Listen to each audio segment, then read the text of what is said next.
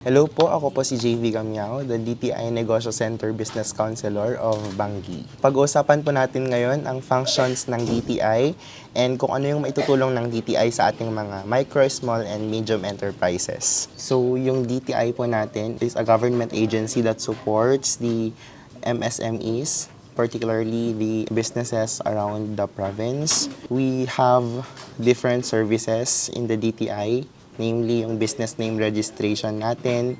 Yung business name registration, hindi lang siya registration. We also do renewal, cancellation of business. And of course, may trainings and capacity building tayo for the MSMEs. Dito matutulungan natin yung mga MSMEs natin sa pag-develop ng kanilang products. And of course, sa kanilang day-to-day na ginagawa. And of course, we also have access to finance support.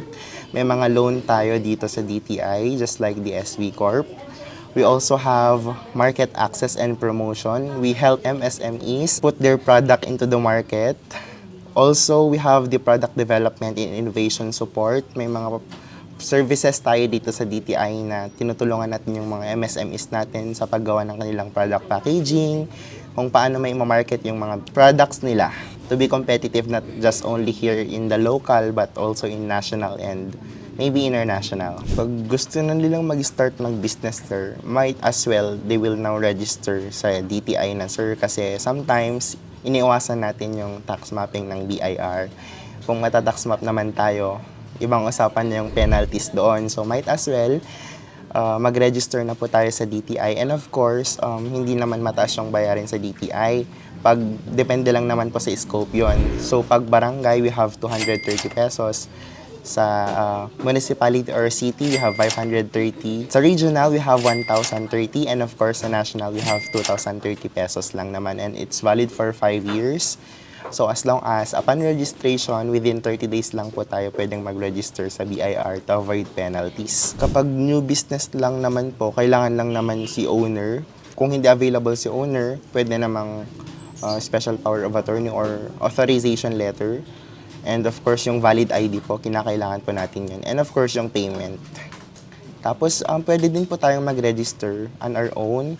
May link po tayo. We have the bnrs.dti.gov.ph. So, we can register our business there, even without going to the DTI offices.